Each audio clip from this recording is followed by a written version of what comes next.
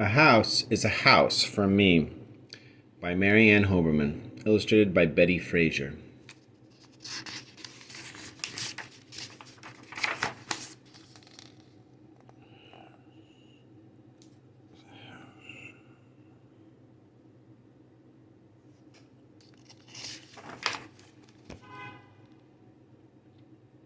To Norman, builder of my house. A hill is a house for an ant. A hive is a house for a bee. A hole is a house for a mole or a mouse.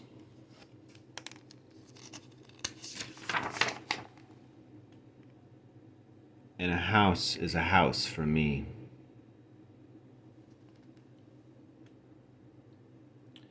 A web is a house for a spider.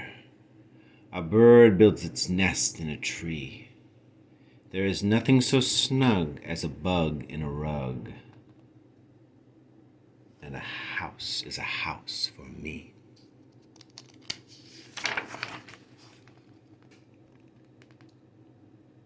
A coop?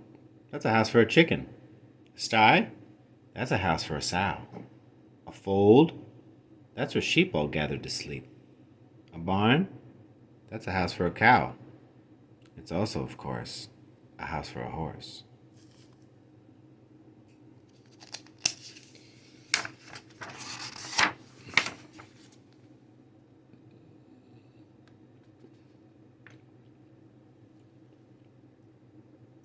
A kennel is a house for a dog. A dog. A dog is a house for a flea. And when a dog strays, a flea sometimes stays. And then it may move in on me.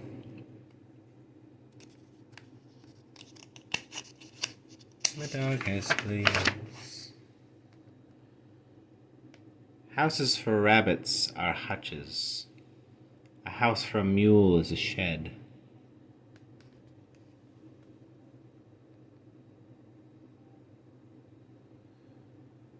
A castle's a house for a duchess.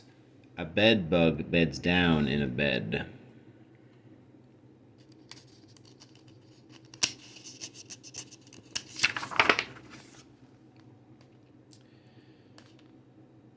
Mosquitoes like mud holes or puddles.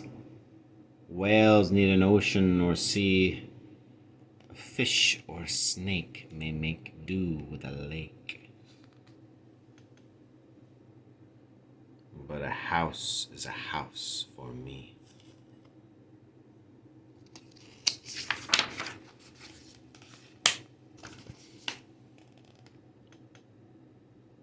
A shell is a dwelling for shellfish, for oysters and lobsters and clams. Each snail has a shell, and each turtle as well, but not any lions or lambs. Lions live out in the open. Monkeys live up in a tree. Hippos live down in a river. Now what do you know about me?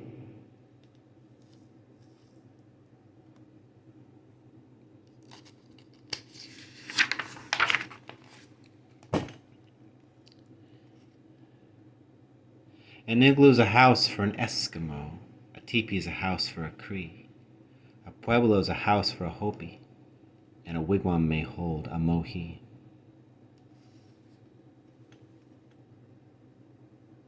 A garage is a house for a car or a truck. A hangar is a house for a plane. A dock or a slip is a house for a ship. And a terminal's a house for a train.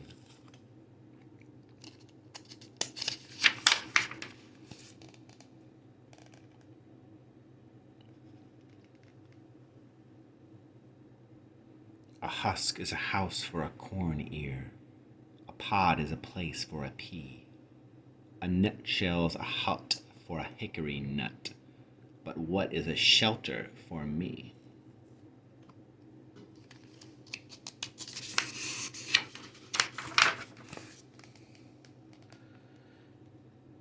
A glove is a house for a hand. A stocking's a house for a knee.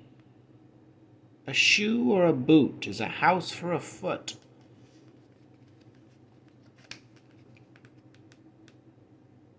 house is a house for me.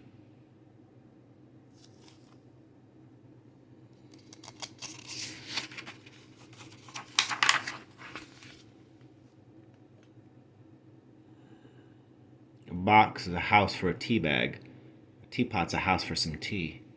If you pour me a cup and I drink it all up, then the tea house will turn into me.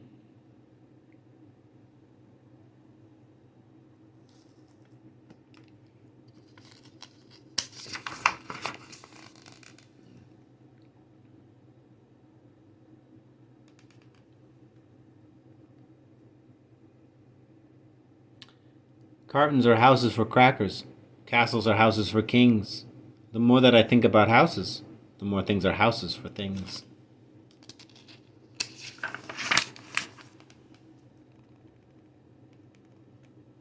And if you get started in thinking, I think you will find it is true that the more that you think about houses for things, the more things are houses to you.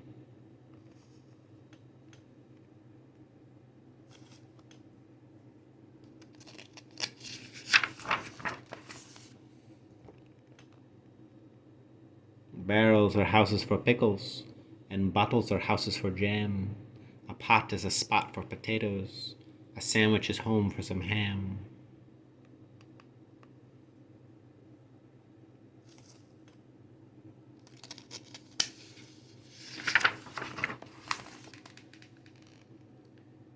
The cookie jar's home to the cookies. The bread box is home to the bread.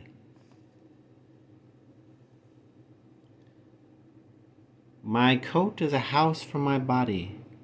My hat is a house for my head.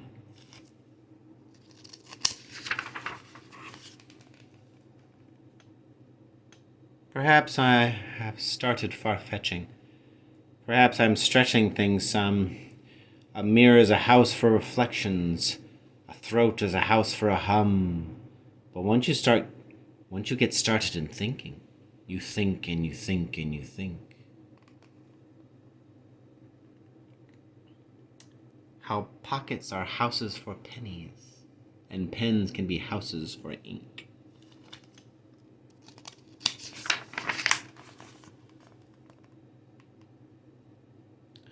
How peaches are houses for peach pits, and sometimes are houses for worms.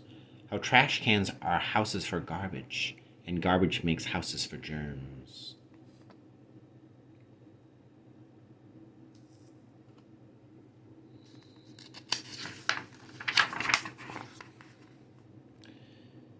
And envelopes, earmuffs, and eggshells, and bathrobes and baskets and bins, and rag bags and rubbers and roasters, and tablecloths, toasters, and tins.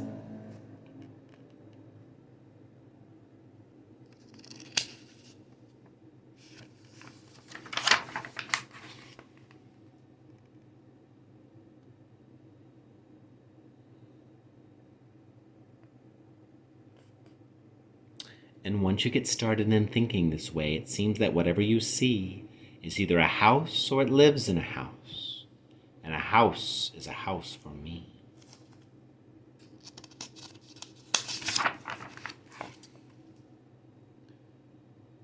A book is a house for a story. A rose is a house for a smell.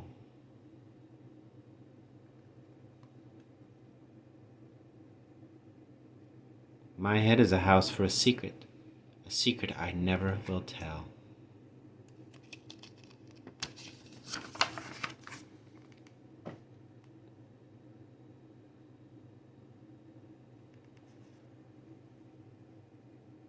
A flower is at home in a garden.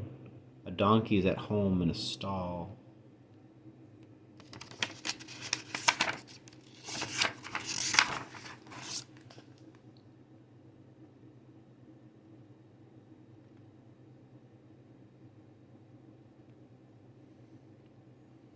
Each creature that's known has a house of its own.